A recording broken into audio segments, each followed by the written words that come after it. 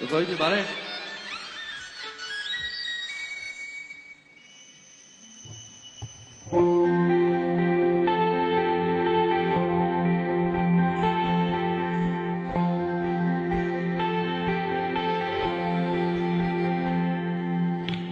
မေကဘာဒီဘောကလူတွေကြောင်းသာပြီးချင်သေးတယ်မောင်နှမတွေနဲ့တူတူကြောင်းလဲတဲ့ချင်တယ်လူဖြစ်ခွေပေးပါကွယ်အဖေဖေအချက်တည်းနေတဲ့ဒီမိသားစုလေးမှာပဲနေနေအဖေနဲ့မေရဲ့ကြုံနေတဲ့ဒုက္ခတွေကိုထမ်းမယ်ကလေးလေးတယောက်ပါပဲကျွန်တော်လူမျိုးကိုသိပြီးချစ်